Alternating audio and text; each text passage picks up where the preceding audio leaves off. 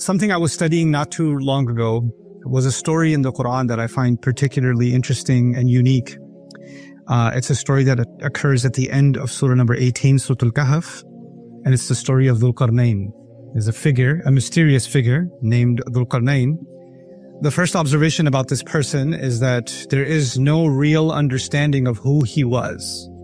There are theories about who he was, but there is no conclusive evidence as to who this person was. And that raises the first question, why wouldn't the Quran just come out and say who he was? Why just give us this title and not tell us? Allah also mentions, the book also mentions that he traveled east, he traveled west, and he went between two mountain passes.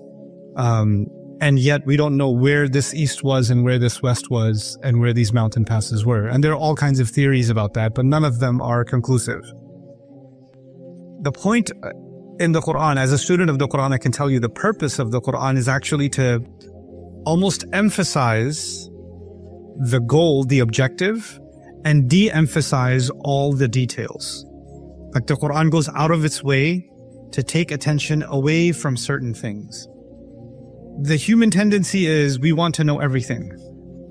So when we come across a story like this one, we get distracted with, well, who was he? Where was he? Where's this location? Where's this wall? Where's this, who are these people, etc., etc. But that's exactly the opposite of what is happening in the text. There's actually something counterintuitive happening. Don't worry about the details. Focus on what's being given to you instead of focusing on what's not being given to you. Now, in terms of what is being given to us, I find this to be one of the most interesting stories teaching us some things about leadership that pertain to Muslims, that pertain to non-Muslims, that pertain to leadership in general, wisdom about leadership in general. So I'm going to start sharing a few things from this story that we can take away and really think about, inshallah, together. The first of them is Allah says, آتَيْنَاهُ مِنْ كُلِّ شَيْءٍ سَبَبًا فَأَتْبَعَ سَبَبًا.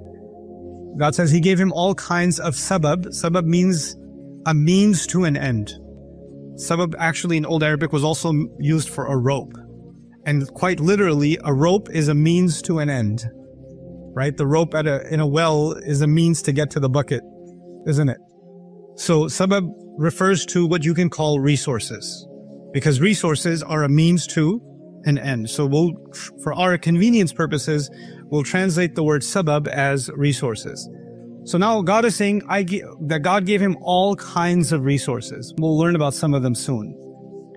But then once you get resources, spiritually you would think when you've been given a lot of resources, then your goal should be to be grateful for the resources that you've been given. For instance, my health is a resource. My intelligence is a resource.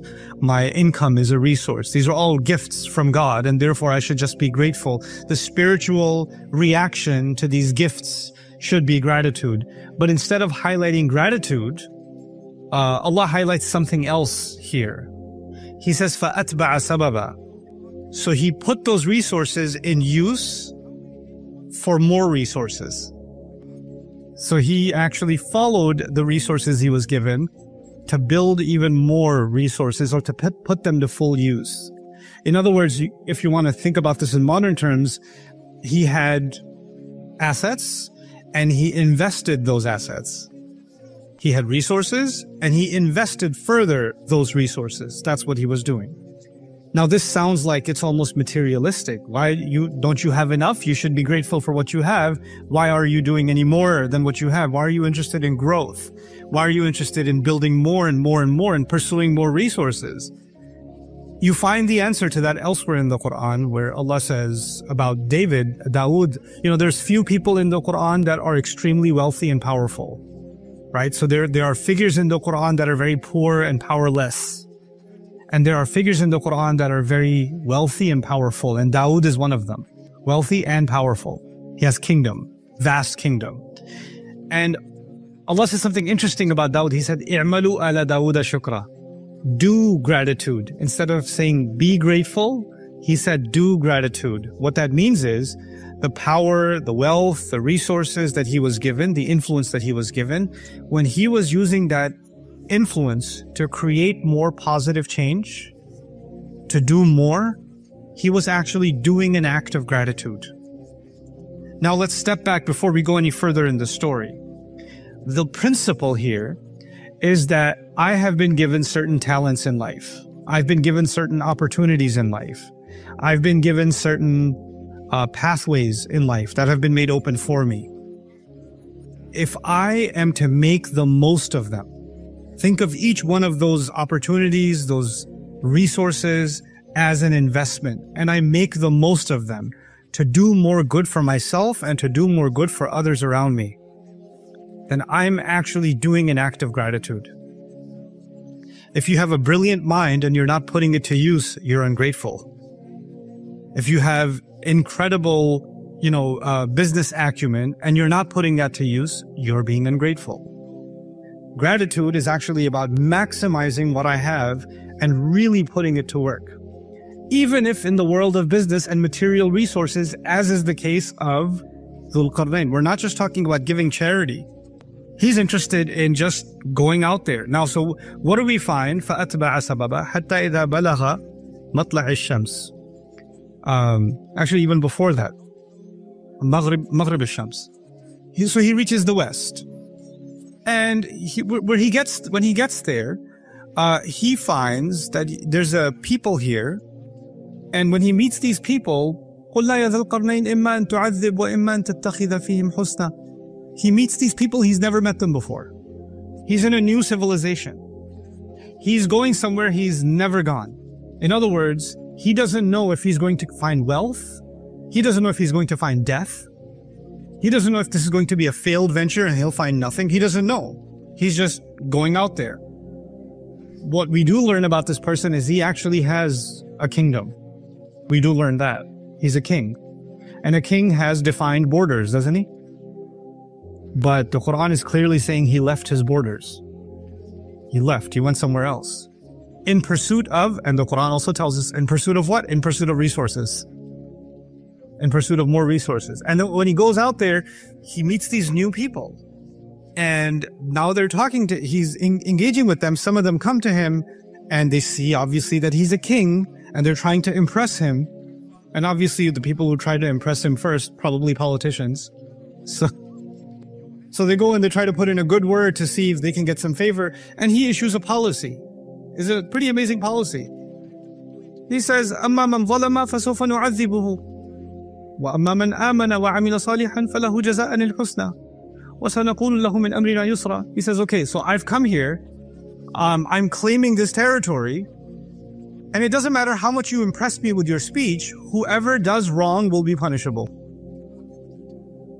So it's not your words that are going to get you out of trouble. If you're doing something wrong, there will be consequences. And whoever does good, they're not doing good. And he doesn't say, whoever does good, I will reward them. He didn't say that. Because you would expect the opposite, right? If you do wrong, I'll punish you. If you do right, I'll reward you. He doesn't say that. He said, whoever does wrong will be punished. And whoever does right, well, God will reward them. It's not me. God's going to reward. And I'll make things easy for them. It's interesting. It's a very interesting contrast. What are we learning from that? A leader identifies people that are creating problems, right? And he deals with them. He executes. He addresses the problem issue. He doesn't let that just go. Sometimes the people that are creating problems are people of high rank. Sometimes people that are creating problems are, they're creating problems for someone else, not for you. So you say to yourself, well, so long as it's not my problem, it's not a problem, right? It seems somebody else's headache. But they're not creating a problem for him. They're creating problems for others. And he's saying, if I see you harming anybody else, you're going to have to deal with me. That's leadership. He's protecting people now because they're under his care. But on the other side, if people are doing the right thing, he doesn't want to reward them. Why not? Because he thinks that doing the right thing should be done for the right reasons. And if people start doing the right things to impress me, their intentions are going to get corrupt. Now their moral compass is twisted. Now doing the right thing is actually just an investment for their own personal benefit. No. if you do the right thing, if you have faith and do the right thing, then God will reward you. And if you are doing the right thing, here's the interesting thing. وَسَنَقُولُ لَهُ مِنْ أَمْرِنَا يُسْرًا. We're going to say, from our decision point of view, we'll say easy things to them. What does that mean? I'll open the pathway for you to do more good. Now, what does that mean for you and me? It means if I'm a leader and I know somebody's doing good work, and then they come up to me and they say, I have this idea. I think it can really benefit the company. It can really benefit the team. It can really benefit this project. And I know this person's doing good work.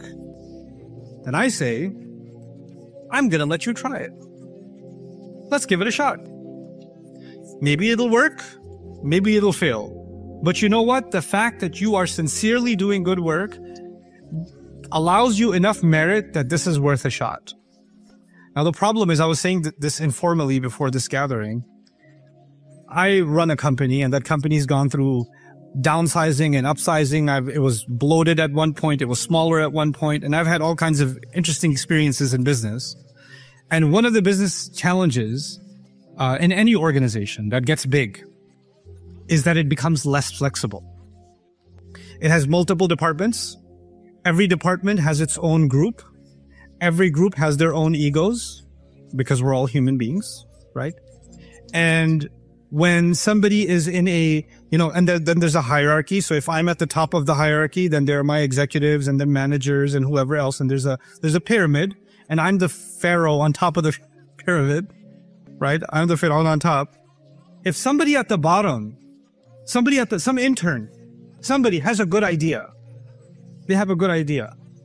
They now have to go to the ego right above them, and then the ego right above them, and then finally make it to me. Most likely, what's going to happen to that idea? Most likely, it will die. That idea could have brought millions in savings. That idea could have opened up an entire different sector of the market in business. It could have. It had that potential. But because that idea was coming from someone who doesn't really count, they're at the bottom. Or that idea was being presented by someone that other people feel insecure about. Because when somebody starts working really hard, they start making other people that are not working hard look bad. Right? And when someone has a lot of ideas and a lot of enthusiasm in the same department as somebody else who just likes to come and sit down and then make sure their pens are in color order and their notebooks are aligned properly, and then they go, time for my morning latte, right? They have this routine, they have their process, right? And when someone comes along and says, new idea, oh my God, this is so exciting. Can you just breathe a second? Let me just have my morning routine finished, because you're causing me a little bit of anxiety. I think the other employees are getting a little anxious around you. If you could just calm down a little bit, because the rest of us are worried. Nobody else is worried. You're just comfortable being lazy. And now you're insecure about someone who's not being lazy. And so the one who actually has energy and enthusiasm is being quietly, directly, sometimes indirectly being encouraged to not be so active, to not have that many. Nobody really needs to hear your ideas, okay? I graduated from this university. I have a master's degree. I have 20 years of experience. And believe me, that's not a good idea. No, I don't believe you. I don't believe you. The reason you're saying that is because you're scared that new ideas can come and take hold. And if new ideas take hold, change might come. And human beings sometimes, they're not interested in growth. They're not interested in exploring new territory to use the resources to their maximum ability. Sometimes human beings just want things to stay exactly the same, because you're comfortable with familiar. The familiar is comfortable. The new is uncomfortable. What is leadership? Leadership is, I'm going to explore new territory. What else is leadership? I'm going to find people that are trying to do good things, and I'm going to make their pathway easy for them. So that what I'm doing at the top, I'm also allowing that to happen at the bottom. I'm creating that avenue. And of course, that is trial and error. Most new ideas fail. That's a reality. That's the reality of new ideas. Most of them fail. But if you create a culture of, we're going to explore, we're going to improve, we're going to energize, there's actually a connection being made between the top and the bottom as if they're thinking the same way. Fatba'at. So this is the first place he stopped. He made 3 stops. Many of you know the story. He made 3 stops. The second stop is even more interesting. He gets somewhere where the sun rises, matla'i shams, and he finds people, lam naj'al lahum min duniha sitra. He finds people that are so backwards, they're so primitive, they don't even know basic architecture. So they don't even have roofs over their homes. They don't have a way of protecting themselves from the sun. That's how backwards they are. That's how primitive they are. So we already know his policy for the first place he went. He went and he said, this is my policy. People that are making trouble, I will deal with them directly. And people that are doing good, I will make ease for them. I'll open the pathway for them. What's his policy going to be now? Allah says, كَذَلِكَ. He just let them be as they were. He left them alone. These people were so behind that right now, there's no point giving them any instructions. They don't even understand the basic instructions of how to save themselves from the blazing sun. Some projects are failed before they even begin. You should learn to cut your losses and move on. كذلك. He let it go. He didn't say, no, I'm going to bring civilization to these people. I'm going to first teach them how to speak properly. Then I'm going to teach them how to build. Then I'm going to do this. Then I'm going to do that. No. Maybe I'll come back in 20 years. Maybe they've advanced. This is too much. This is too much of a learning curve for these people. I don't have the resources to bring them that far up. I know my limits. I'm not here to save the world. I know what I can do and I know what I cannot do. These people, beyond my scope of ability. Incredible lesson in leadership, isn't it? I know what is beyond my ability. I know what is a hopeless cause. It's okay. I don't have to destroy resources, time, and energy working on something because I have too much of an ego to think I can change everything everywhere. I can't. I don't have that ability. So I'm just going to let this one go. I'm going to not push. كذلك. وقد أحطنا بما لديه خبرا. Okay, that's 2 stops, and there's a final stop. He goes to this third place. What was amazing about this third place is he meets people. كادوا لا يكادون يفقهون قوله. He meets people that almost couldn't understand a single word he was saying, which means he could barely understand a single word they're saying. Which means he went to a place of a completely different culture, a completely different language, a completely different civilization from his own. And because we already know he travels outside his own local area, right? And wherever he goes, he builds more resources. So within his resources are people from different cultures and different backgrounds. There's a diversity in his team of different languages and different backgrounds. So somehow, as you travel the world, languages, they connect with each other, right? So for example, there's lots of Arabic words in Bahasa Malayo, for example, right? Because languages travel. And there's probably lots of, I would imagine some Sanskrit is connected in some way. Probably some of the East Asian languages are connected to Bahasa also in some way or the other. There's some common vocabulary. Not all, but some. 10% here, 5% there, 5%. I found out, because I was recently learning Farsi, I was learning Persian, and I found out that a lot of Punjabi has Persian in it. So I was like, how did Punjabi get Persian in it? Oh, because a lot of Punjabis traveled to Afghanistan several centuries ago, and there was a lot of trade exchange between India and Afghanistan, and so a lot of language exchange happened then. Cool. The reason I'm saying all of this to you is Dhul Qarnayn goes to this place. Almost none of the words are understandable, but some words are common to his language. Some words are common to some of the other people in his team because he's got an international team, right? So they're starting to make sense of what these people are saying. Finally, they're able to make communication happen. Finally, they're able to get communication. When they get communication, what do they tell him? Inna ya'juja wa ma'juja mufsiduna fil ard. We have this criminal gang of people, these raiders, they're called Ya'juj and Ma'juj. They come and they destroy everything. They come and they raid, they kill, they steal, they take our animals, they commit crime. You're a king. You have an army. The first place you went to, you said, whenever there's criminals, well, what am I going to do with the criminals? I'm going to deal with them. Right? That's what he said already. That's his policy. Now he comes to this place and they say, well, we got a lot of criminals. They're called Ya'juj and Ma'juj. Clearly, Dhul Qarnayn does some investigating and finds out they're not just a criminal, they're an entire army horde. There are thousands of them. There are hundreds, if not thousands of them. This is more than he can handle as a fight. He cannot engage in war with these people because that will also be draining. But he cannot leave either because they are committing crimes. So what's the best solution he could come up with? Let's build a wall. Let's build a barrier so these criminals that are coming and attacking you, they're not going to be able to come anymore. Let's build a barrier. Now, before I go on, I want you to know something. He made 3 stops, right? But does he have the same policy for all 3 places? No. Different situation, different audience, different problem, different location, different culture, and a true leader understands every time there is a different solution. You don't say, we did this last year, it worked. Well, we're not in last year. It used to work before COVID. Well, the world has changed after COVID. It's not what it used to be, right? It used to be that way all the time. We've been doing this for 20 years. Well, maybe that's exactly the problem. Because you've been doing something for 20 years.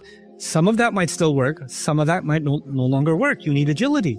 And that's what a leader needs. A leader is going to new places. He's going to encounter new challenges, and therefore he will have to come up with new solutions. So the solution, the best case solution in this case is, I cannot stop them from attacking you. I cannot defeat them. I cannot end that problem. I can create some kind of a security mechanism. I can build a wall for you. The problem with a wall is, if you build a wall, is it going to eventually deteriorate? Yeah, any construction needs to be maintained. So what does Dhul Qarnayn do in his genius? If you study the surah carefully, he gets the people that are there that he barely communicated with. Remember? He barely communicated with them. He gets them to build all of the pieces under his supervision. Atuni zubar al-hadid. Qala anfukhu. Bring me these metal pieces. Bring me the copper. Now blow into it, bellow into it. This is how you burn metal. This is how you melt. This is how you weld. This is how you reinforce. This is how you fix. In other words, I'm going to build this wall for you. Maybe those attackers will come. They'll start trying to break the wall. And every time they do damage to the wall, you should have the ability to do the repairs also. Because if I just build it for you and walk away, then it's a temporary solution. But if I teach you how to build it, and therefore also how to maintain it, isn't he doing something called empowerment?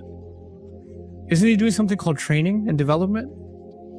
Isn't he creating independence for these people? That's what he's doing. And he's saying, so long as this lasts, it lasts. But this is his contribution. So you find that he is actually coming up with different solutions. And in it, I find it's a pretty amazing philosophy for leadership. There are situations in which the best you can do is defense. Just build a wall. That's all you can do. The problem's too big. There are situations where you cannot always be the one to find the solution. You have to empower people. They have to find the solution. They have to go and look for the answer. Or you have to give them enough training that they can operate independently. They can do that. There are other situations that are too big of a problem and they are outside the scope of what you can do. Walk away. It's the best you can do. There are other situations where you know clearly there are problematic elements, toxic elements within.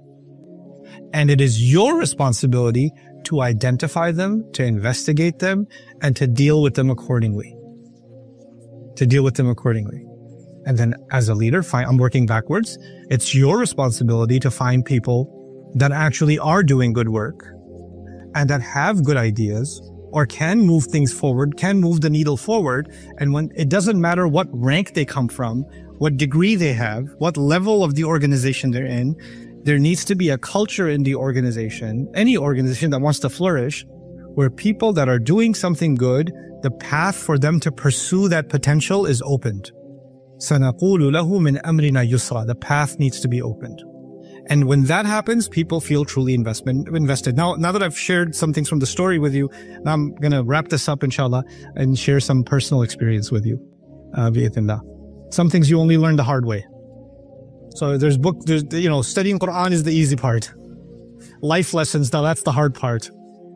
So, in my history, I've been an employee in my career. And then for a long time, almost 20 years now, I've been an employer. So I've had all kinds of employees, and I've had really interesting experiences with my employees. And there's different kinds of employees. But the most interesting kind is the one that believes that they are God's gift to humanity and your company. Like they descended from the heavens onto your organization. And they do not have to do anything. They don't have to contribute anything. Before they even contribute anything, their very blessed existence is a gift to the rest of you. Right? And why are they such a gift to humanity? Because they come with some amazing credentials. They have amazing experience, or they have amazing awards, or they have amazing degrees, or something like that. They have something in their past that makes them very impressive. And that's why they come with the mindset, look, I came here to sit on top of this mountain. The rest of you are blessed enough to learn from my wisdom. The problem is, even if I hired somebody who graduated from Harvard or Yale or graduated from MIT and they're top of their class and all of those things, the most important thing for me as an employer is not what they've done. Because I think most interviews are ridiculous. Where did you graduate from? What's your work experience? What did you do in the past? I don't care. You know what my first question is? What are you going to do? How are you going to do it? Why do you want to work here? Do you want to, what's your ultimate objective?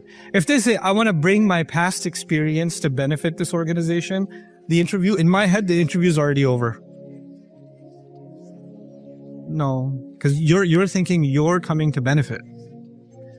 I, as the head of my organization, am constantly learning.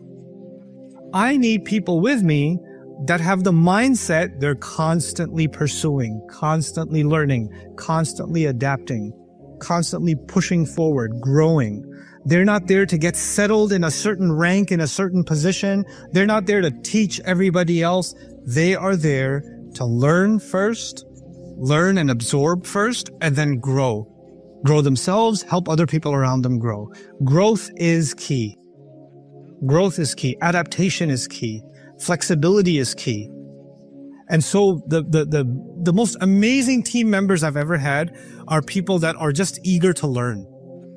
Even though they're extremely learned people, they're eager, constantly eager to learn. They'll never miss an opportunity to learn. They're not going to say, I already know this. I already did this. Or this is not how we did things in my old company. Who cares about your old company? You're not there anymore. So why should it matter? So what I'm trying to get at is how do I even begin to inspire that culture in my team? And I'm not a good leader. I could tell you that. I'm honest confession. I'm the ideas guy. I'm not the leadership guy. But at least culturally, something that I can do for my team is I can demonstrate by example.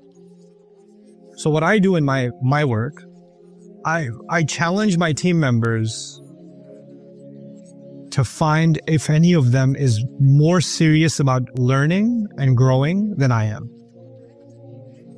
I'm at a point now in my career where if I stopped learning, if I just stopped learning, and I just turned a mic on and started talking, I would still have an audience. Nobody would know the difference. I could do that. But I wouldn't be satisfied because I'm no longer growing. I need to grow. I need to invest in myself. I need to learn new things. I need to expand my horizons. And when they see me do that, doesn't matter what department they come from, they want to do that. They want to grow themselves because there's a culture being built of growth, of expansion, of creativity. The other thing I like to do, it doesn't always work, is that people say this sometimes in meetings. You can come to me and tell me anything. Please, I have an open door policy. And then you go to them and you say, sir, you said you have an open door policy. I'd like to bring, send me an email. Does it sound like a very open door policy? Or you try to explain the problem and say, actually, you don't understand. Let me explain to you why your problem isn't even a problem and you're the problem. So on the one hand, you're saying open door policy, but actually the moment somebody walks into that door, they walk into a blender and they come out juice. Right? That's not really an open door policy. An open door policy means hey, I need to talk to you about something. Okay, talk to me. Talk to me. Level with me. I respect, in my entire organization, I respect people who can speak to me directly, speak to me frankly, not disrespectfully, but frankly, and leave the rank at the door. They're not talking to me as the CEO. They're talking to me as someone equally concerned about the organization. So they're just bringing up their concern. And they don't have to have some kind of, oh my God, it's the start, I have to... No. We're just having a conversation. The conversation isn't about my ego. It's not about respect. It's about the work. And here's what's working and here's what's not working. I want to create the culture where those conversations can happen without anybody's ego being hurt. Without anybody feeling bad. Because statistics tell us most of our lives we're spending at work. Either we're sleeping or working. Right? And then whatever little energy we have left, we get for ourselves and our families and other things. But a huge chunk of our lives is exhausted in work, which means work is not just work, it's also our life. That life has to be meaningful. That life has to be productive. That life has to be, nurturing. And so, we have to build that. And last thing I'll say about, I kept saying good ideas, good ideas. I'll just mention the example we were talking about in the private meeting. Sometimes you have, let's just say, I'm being hypothetical. Let's say you have 4 departments. Yeah? And 3 of those departments are very big. And one of those departments is tiny. And somehow, the 3 big departments are not they're not productive. They're not doing what they should. They've been there a long time and they accomplished a lot in the past, but now they've slowed down and things aren't going as well, or they're stalling, right? And then you have this little tiny department, the extra department, the department. They get the office next to the bathroom, that department. And somehow they did something that showed a lot of growth potential. It showed some growth. Now you're like, If you're a good leader and you see something has potential, what do? You say, let's inject some fuel into this small department. Let's see how far we can take this. Let's see if we can grow this. Because growth can come from unexpected ways. COVID taught us that, right? It can come in unexpected ways. Okay. So now you decide to put some time, energy, resources, attention, investment into the smallest department. You tell me, take a guess. Who starts getting nervous when you invest in the small department? The 3 big departments. What are you doing? That's a waste of resources. You know how small they are? I've been here for 20 years. We've been doing this way for a long time. You know what happens? Sometimes the biggest obstacle to growth are people who want to keep things from growing. Without realizing that all 4 departments, that's like saying this hand is able to do something, or my right hand is able to do something my left hand is not able to do. And the moment I start fixing things with my right hand, my left hand gets insecure. Hey. You really want to do that one? It's a little imbalanced over here. Let's do things where both hands are together. No, some things are meant better for the right hand. But by the way, when you're accomplishing something from one part of the body or another part of the body, who's the eventual beneficiary? Everybody. I can't have one hand competing with the other hand. I can't have one hand insecure about the other hand. So an organization cannot fully function if parts of it are insecure about other parts of it, parts of it are jealous of other parts of it, parts of it are seeing themselves as competition with other parts of it. Healthy competition is fine. But when we create that kind of an internal culture, we are actually destroying the organization from within. We're hurting the organization from within. Creativity should be celebrated. Successes should be celebrated. Investments should be made where they are most fruitful. And investments should discontinue where Dhul Qarnayn says, I can't help here. You should know when to quit. You should know when you're putting time, energy, resources in something and it's just not going anywhere. You need to know, hey, I know it's going to hurt some people's feelings, but we got to go. We can't do this. That's leadership. So I pray that some of these concepts are of meaning to you, inshallah. I'm hoping to have some interesting questions from you guys if you're still awake. Jazakumullah khairan. Assalamu alaikum wa rahmatullah. I'm going to take a seat over there.